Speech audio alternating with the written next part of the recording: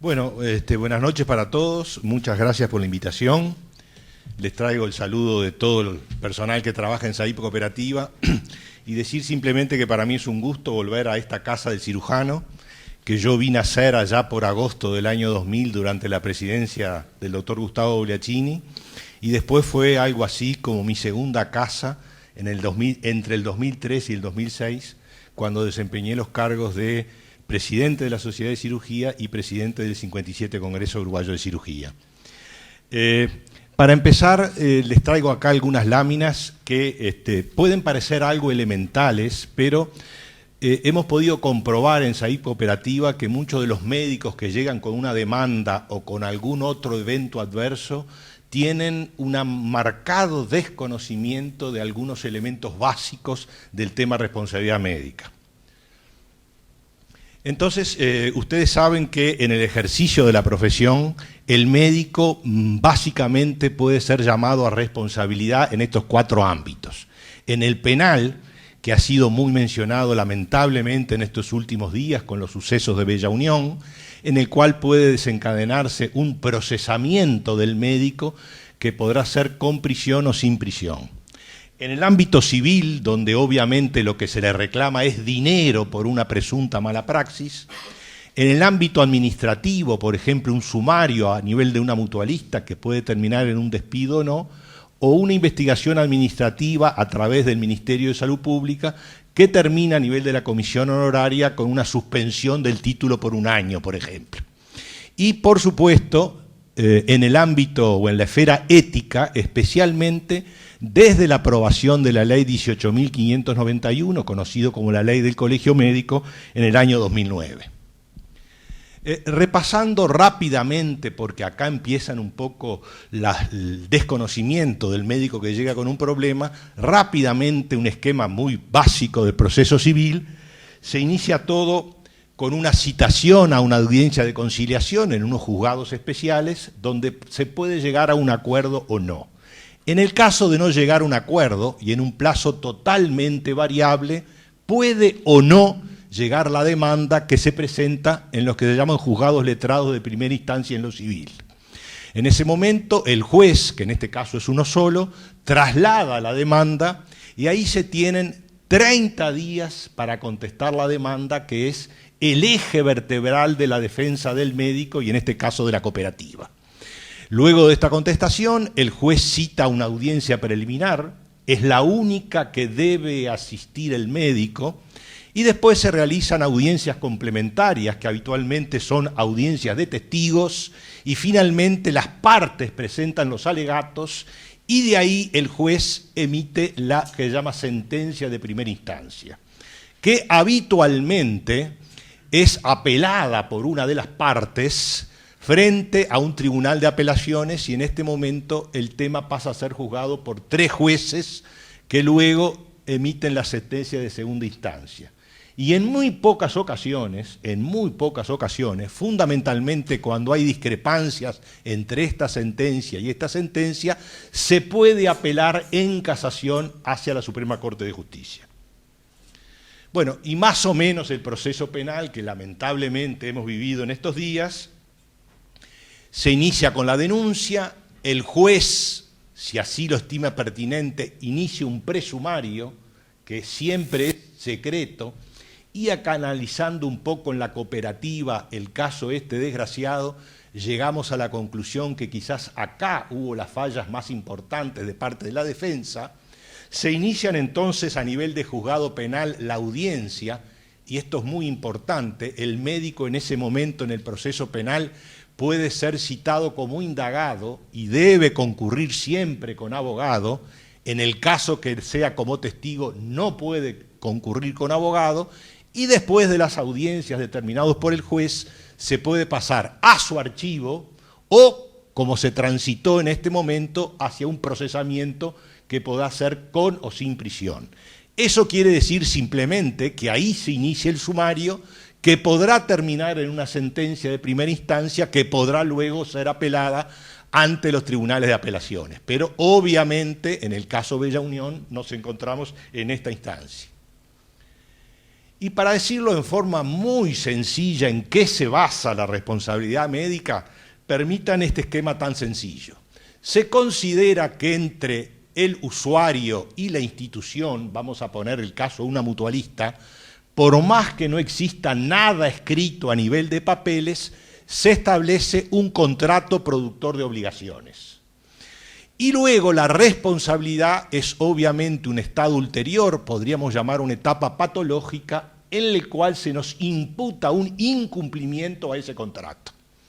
Obviamente también puede ser un contrato productor de obligaciones entre el usuario y un médico cuando hablamos de asistencia privada,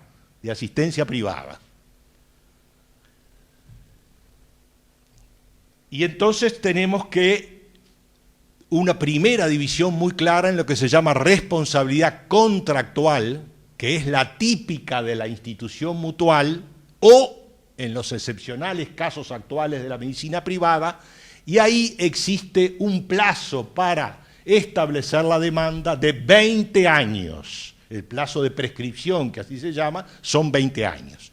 Totalmente diferente a la responsabilidad extracontractual, que es la típica del médico, fundamentalmente empleado de una mutualista, donde ahí el plazo de prescripción es de 4 años.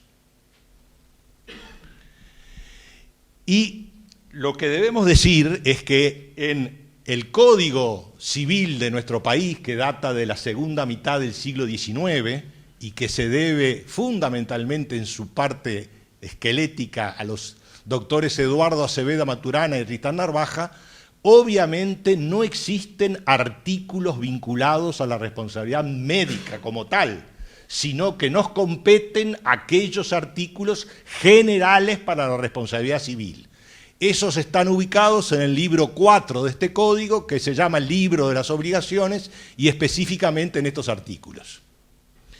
Y estos son los 2 artículos centrales con los cuales se maneja todo el tema de la responsabilidad civil y obviamente la responsabilidad médica. En 1247, el contrato, aquel que hablamos en láminas anteriores, es una convención por la cual una parte se obliga para con la otra o ambas se obligan recíprocamente a una prestación cualquiera. Esto es, a dar, hacer o no hacer alguna cosa. Y el artículo 1319, todo hecho ilícito del hombre que causa otro daño, impone a aquel por cuyo dolo, culpa o negligencia ha sucedido la obligación de repararlo. Así de sencillo. Y las obligaciones, y fundamentalmente desde los trabajos de este jurista de la Universidad de París, René Democ, que entre 1923 y 1925 presentó 5 tomos sobre el tema, básicamente se consideran de 2 grandes tipos: obligaciones de medios y obligaciones de resultado. La diferencia entre uno y otro está vinculado fundamentalmente al concepto de aleatoriedad. Si el resultado de ese contrato es incierto, y esto es indudablemente lo típico del médico, el médico no se puede comprometer a curar al enfermo, sino simplemente aportar los medios necesarios para ayudar a curar su enfermedad, nos ubicamos claramente en lo que se llama una obligación de medios. Totalmente diferente al caso, por ejemplo, de un escribano con un compromiso de compraventa. Ahí estamos frente a una situación en que el resultado puede claramente obtenerse y eso es una obligación de resultado. ¿Y qué importancia tiene esto? Bueno, gran importancia, gran importancia. Si nos ubicamos ahora frente a una demanda y nos ubicamos en una obligación de medios, le corresponde a la persona que demanda, paciente o su familia, tener lo que se llama la carga de la prueba, o sea, demostrar el daño y demostrar lo que se llama el nexo causal. Al deudor, o sea, al médico, le bastará simplemente para exonerarse probar que tuvo en el acto una conducta diligente y adecuada.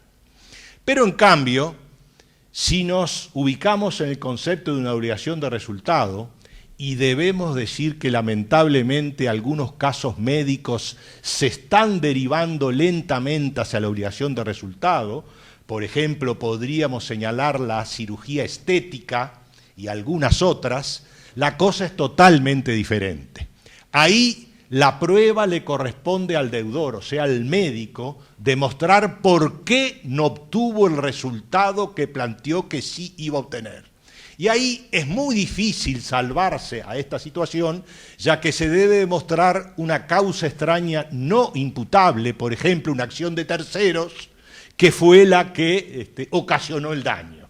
Pero es sustancialmente diferente un tema y el otro. Bueno, y ustedes saben que la responsabilidad médica en el Uruguay se podría señalar como un año de quiebre, el año 1985, ya que seguramente podemos decir que antes de... Bueno, a ver, luz, algo toqué mal.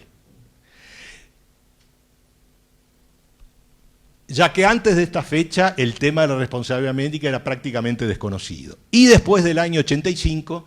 podemos sostener que ha tenido este tema en nuestro país un crecimiento vertiginoso. Basta abrir la prensa de nuestro medio para señalar en cualquier semana estas dos demandas, por ejemplo, incluso con condenas, ya sea para el médico o para el centro asistencial. Y bueno, y acá les traigo 2 o 3 frases de abogados, para no decirnos que estoy utilizando el sesgo médico en el tema, que nos ponen un poquito en la pista de qué fue lo que pasó a partir del año 1985. Bueno, Jorge Gamarra, que es uno de los popes, diríamos, en el derecho civil, dijo esta frase que me pareció muy interesante. Hay un punto de partida en contra de los médicos que es irreversible. Es la tendencia del derecho civil contemporáneo a proteger a las víctimas, a los débiles. Y a los médicos no nos debe quedar la menor duda que en la relación médico-paciente la justicia considera que los débiles son los pacientes. Y nuestra amiga, la doctora Dora Zafir, escribió en la revista Cirugía del Uruguay, que ustedes seguramente la deben tener o la deben conocer, esta frase que me pareció interesante porque nos ayuda un poco a entender el tema. La sociedad moderna se hace cada vez más consciente del derecho de todo sujeto a no ser dañado y no se resigna a sufrir un daño. Ya no se admite atribuir al azar la situación, sino que se busca un responsable a quien trasladar el detrimento. La doctora Zafir es una de las corredactoras de la Ley de Relaciones de Consumo, que dijo también esto, también en Cirugía del Uruguay: la nueva tendencia a crear normas de protección al consumidor, responsabilizando severamente y en forma objetiva a los proveedores. De esta tendencia no pueden escapar los médicos y los demás profesionales de la salud. Después, si las relaciones de consumo son para aplicar a los médicos o no, hay 2 teorías o 2 bibliotecas, pero muchas veces le corresponde a los jueces determinar si esto es así o no. Y bueno, ¿a qué llevó todo esto? La revista Justicia Uruguaya, por ejemplo, en el 2004, obviamente editada por abogados, encuentra que hay, cosa que es tremendo, un aumento anual desde el año 1990 de un 10 a 15%, cifras vertiginosas. La Asociación de Usuarios de los Servicios de Salud, que en su momento tuvo gran peso, elevaba 430 denuncias al año para el Ministerio de Salud Pública. No quiere decir que estas sean demandas, sino que eran denuncias por hechos sucedidos en la asistencia médica. En el momento que el Sindicato Médico del Uruguay tuvo la póliza grupal con el Banco de Seguro del Estado, les recalco que nunca llegó a tener esa póliza más de 1000 médicos, más o menos había unas 30 carpetas de demanda por año, yo viví esa época. Y después capaz que tenemos tiempo de mostrar algunas cifras a nivel del SAIP. Bueno, y frente a ese aumento vertiginoso de los juicios, en aquel momento, y es verdad decirlo a nivel del Sindicato Médico del Uruguay, en el año 90 se hizo un contrato con el Banco de Seguro del Estado para sobrellevar el tema. En el año 94 se formó una comisión de seguimiento. Yo estoy en esa comisión de seguimiento desde el primer momento, desde el año 1994.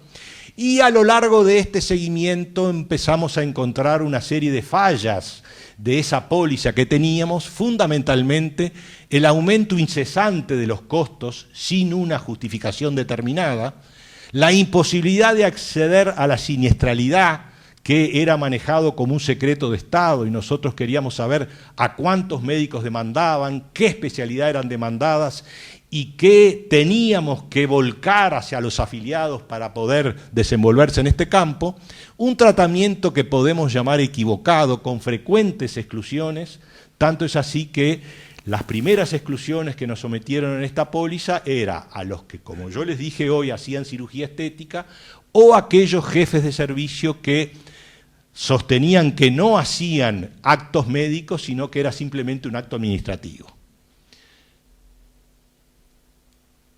Es por eso que en el año 2005, y en ese momento, dentro del Sindicato Médico del Uruguay, se decidió tomar un camino propio y ahí surge SAIP en su primera etapa, en octubre del 2005, bajo forma de un fideicomiso de administración.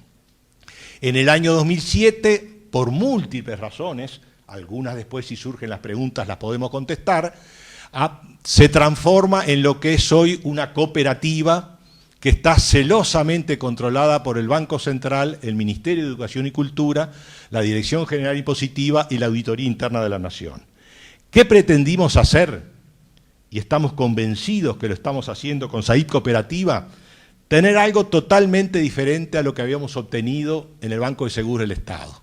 Tener una entidad sin fines de lucro, con costos adecuados a la realidad profesional, con varias categorías de afiliación, en este momento tenemos 24 para todos los personales de la salud, con un relevamiento y difusión sistemática y semanal de la siniestralidad, sin tener exclusiones que sí las teníamos en el Banco de Seguro del Estado, y pretendemos dar, y creo que lo hemos logrado, una atención y una contención personalizada al socio, incluso con una protección psicológica y psiquiátrica que nos hemos dado cuenta que es de fundamental importancia, ya que yo siempre cuento varios médicos que llegaban con denuncias y que nos decían dos frases que para nosotros fueron terribles.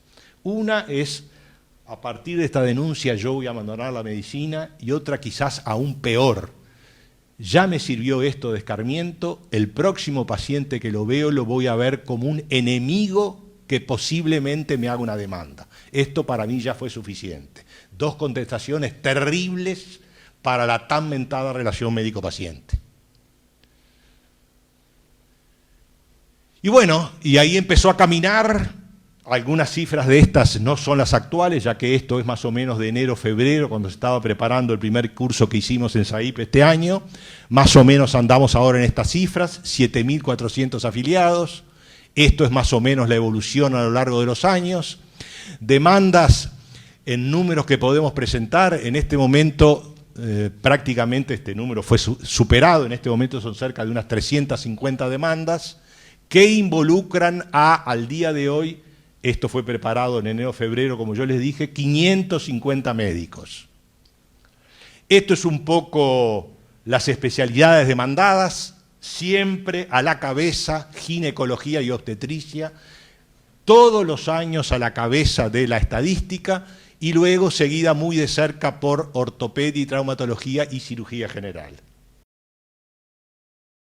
Esto es un poco en números, también esto está ya modificado con números actuales, pero ginecología el 17%, y ahí ven un poco con montos reclamados que van desde los $10.000 hasta los $2.400.000.